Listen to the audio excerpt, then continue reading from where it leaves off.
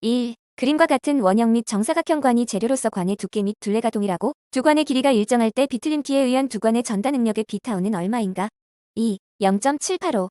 2. 그림과 같이 시점이 내부인지로 구성된 게르버보에 대한 설명으로 옳지 않은 것은 2. 시점에서의 전단력은 다시 2톤이다. 3. 다음과 같은 A점과 B점의 모멘트 하중이 작용할 때 생기는 전단력도의 모양은 어떤 형태인가? 4번. 4. 두 주응력이 아래 그림과 같다. 이 면과 세타도 45도를 이루고 있는 면의 응력은 3. 연 kgcm2, 400kgcm2. 5. 다음 그림과 같은 와렌트러스에서 부재력이 0인 부재는 몇 개인가? 2. 1개. 6. 다음은 가상일의 방법을 설명한 것이다. 틀린 것은 3. 처짐이나 처짐각을 계산하는 기하학적 방법이다. 7. 다음 그림과 같은 T형 단면의 도심축에 대한 회전 반지름은 1. 116mm.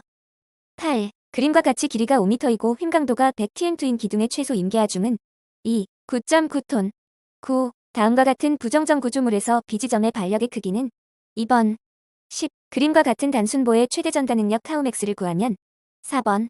11. 아치축선이 포물선인 3알절아치가 그림과 같이 등분 포화중을 받고 있을 때 지점 A의 수평 반력은 3번. 12. 그림과 같은 삼경간 연속보의 B점이 5cm 아래로 침하하고 C점이 3cm 위로 상승하는 변이를 각각 보였을 때 B점의 휨모멘트 MB를 구한 값은 4. 5.60 곱하기 106. 13. 폭 20cm, 높이 30cm의 단순보가 중앙점의 그림과 같은 집중하중을 받을 때 중앙점 C의 처진 델타를 구한 값은 3. 0.74cm. 14. 지름 5cm의 강봉을 8톤으로 당길 때 지름은 약 얼마나 줄어들겠는가? 1. 0.0029cm. 15. 그림과 같은 내민보에서 시점의 휨 모멘트가 0이 되게 하기 위해서는 x가 얼마가 되어야 하는가?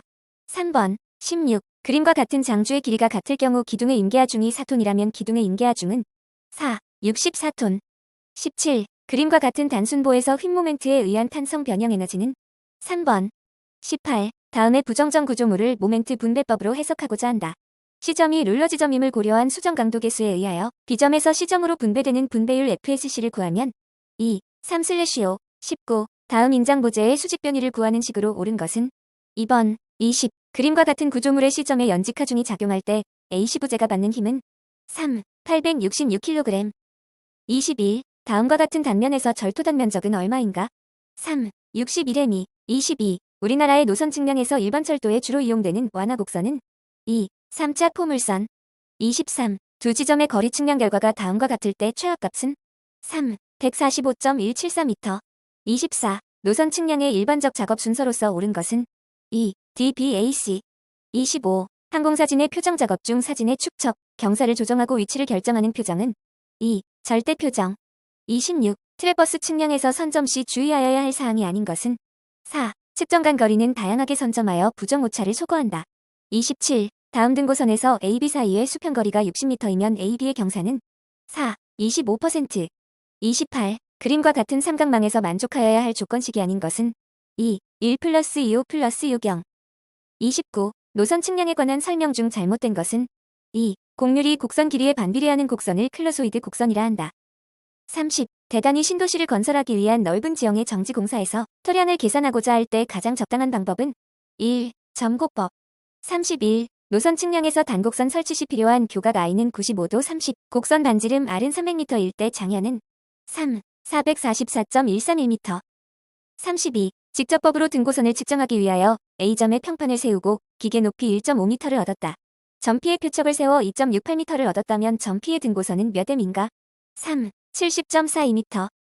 33. 비행고도 5000m에서 촬영한 두 매의 연속사진의 주점 기선장이 70mm일 때 등고선 간격 10m에 해당되는 시차차는 1. 0.14mm. 34. 직사각형의 가로, 세로가 그림과 같다. 면적 A를 가장 적절히 표현한 것은 4. 7500m이 플러스 마이너스 0.67m2. 35. 레벨로부터 60m 떨어진 표척을 기준한 값이 1.258m이며 이때 기포가 1눈금 편이 되어 있었다. 이것을 바로 잡고 다시 시준하여 1.267m를 읽었다면 기포의 감도는 4. 31. 36. 하천 측량에서 평면 측량의 일반적인 측량 범위로 가장 적합한 것은 2. 유제부에서 제외지 및 제네지 300m 이내, 무제부에서는 홍수가 영향을 주는 구역보다 약간 넓게 한다. 37. 교호 수준 측량을 하여 다음과 같은 결과를 얻었다. A점의 표고가 120.563m이면 B점의 표고는 4. 120.328m. 38. 다음의 설명 중 틀린 것은 1. 적도를 기준으로 수평면상에서 동쪽으로 돌아가며 잰 각을 방위각이라 한다. 39. 전진법에 의하여 육각형이 토지를 측정하였다. 측점 A를 출발하여 B, C, D, E, F, A로 돌아 와질 때 폐압 오차가 30cm였다면 측점 D의 오차 분배량은 3, 15.6m.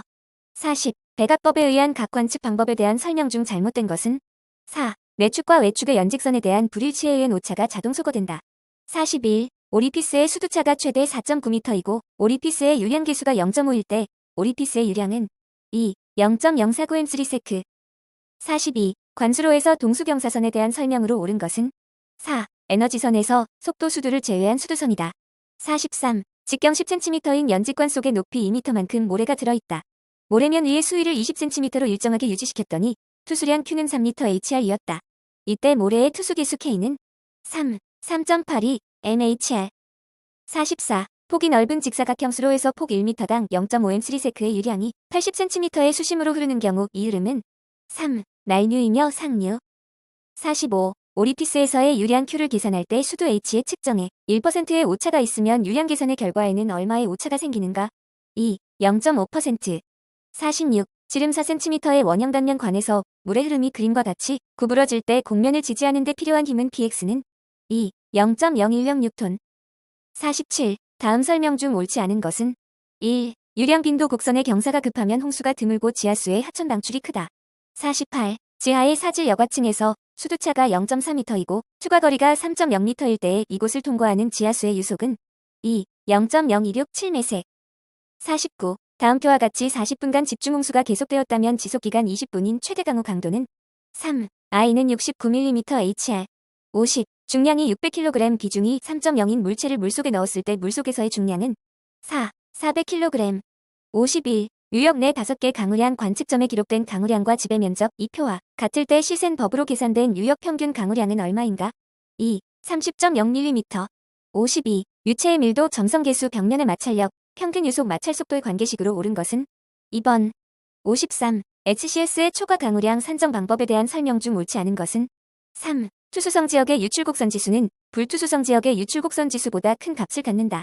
54. 광폭의 직사각형 단면 수로에서 최소 비에너지가 3m일 때 한 개수시는 얼마인가? 3. 2m. 55. 개수로의 흐름에 가장 지배적인 영향을 미치는 것은 3. 중력. 56. 정수압의 이론은 다음 중 어느 경우에 적용되는가? 2. 유체가 움직여도 조우나 유체 입자 상호 간의 상대적인 움직임이 없을 때 적용된다. 57. 1시간 간격의 강우량이 12.6mm, 23.3mm, 18.3mm, 5.7mm이다. 지표율 출량이 38mm일 때 인덱스는 3. 5.47mm/hr. 58. 레이놀 지수에 대한 설명으로 틀린 것은 3. 중력에 대한 관성력의 비를 나타낸다. 59. 베르누이 정리의 적용 조건이 아닌 것은 3. 점성 유체이다. 60. 한계 수심에 대한 설명으로 옳지 않은 것은 2. 한계 수심보다 수심이 작은 흐름이 상류이고 큰 흐름이 사류이다. 61. 그림과 같은 용접부의 응력은 3. 100MPa. 62. 그림과 같은 복철근 보의 유효 깊이는 2. 780mm. 63. B는 350mm, D는 550mm인 직사각형 단면의 보에서 지속 하중에 의한 순간 처짐이 16mm였다.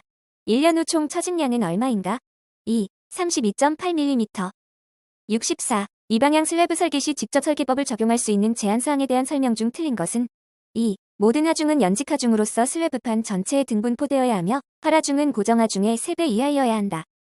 65. 철근 콘크리트 깊은 보에 대한 전단 설계 방법 중 잘못된 것은 3. 깊은 보의 V에는 이하이어야 한다. 66. 인장 2형 철근의 정착 길이 산정 시 필요한 보정 계수에 대한 설명 중 틀린 것은 2. 에폭시 도막 철근인 경우 피복 두께 및 순간격에 따라 1.2나 2.0의 보정 계수를 사용한다. 67. 그림에 나타난 직사각형 단철근 보가 공칭 휨 강도 MP에 도달할 때 인장 철근의 변형률은 얼마인가? 4. 0.012. 68. FCK는 35MPa, FY는 350MPa를 사용하고 B에는 500mm, D는 1000mm인 힘을 받는 직사각형 단면에 요구되는 최소 휨철 분량은 얼마인가? 4. 2113mm. 69. P는 300KN의 인장 응력이 작용하는 판 두께 10mm인 철판에 19mm인 리벳을 사용하여 접합할 때의 소요 리벳 수는 단 허용 전단 응력 110MPa, 허용 지압 응력 220MPa. 2. 10개.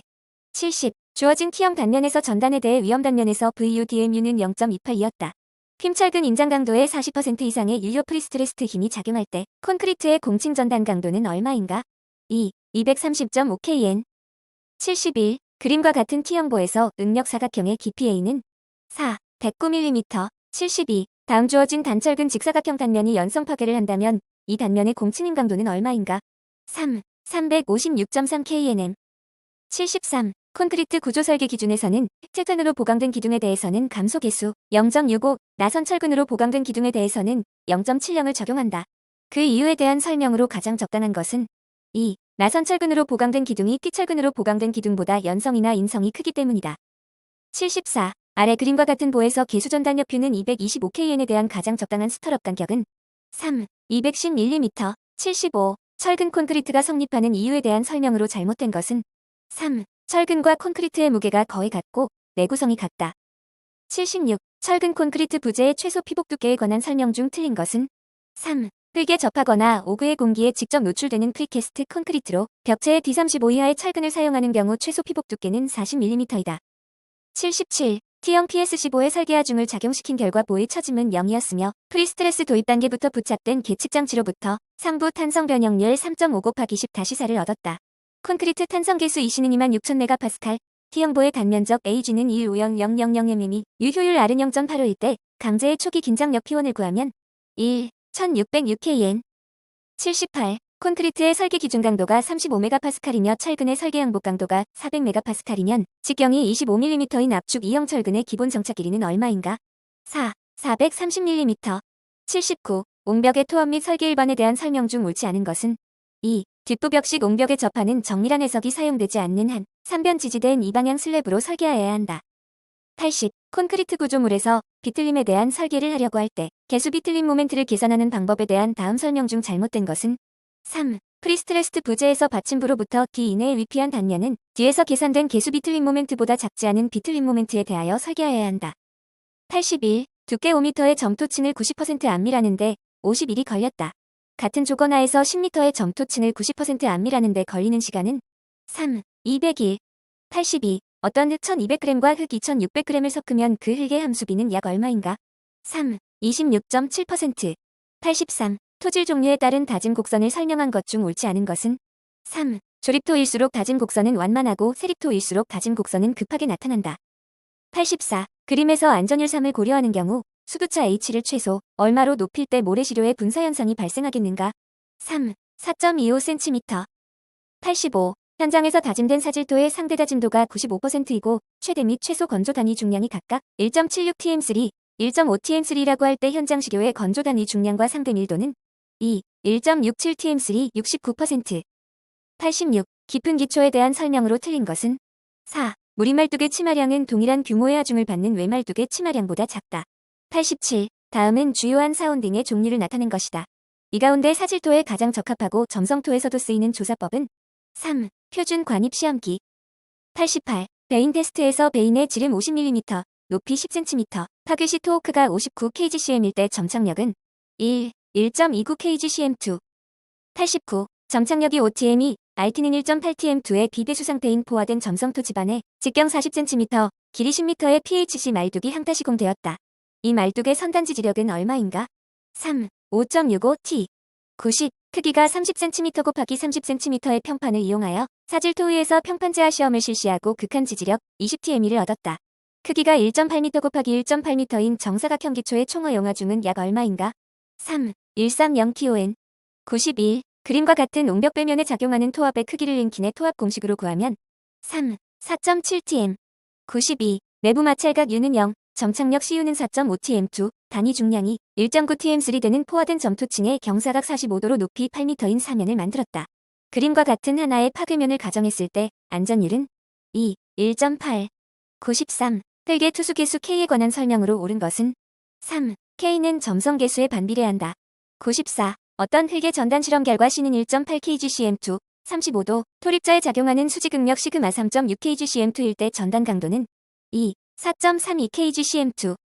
95. 포함된 점토에 대하여 비암 1비 배수 시험을 하였을 때의 결과에 대한 설명 중 옳은 것은 4. 는 0이고 C는 0이 아니다.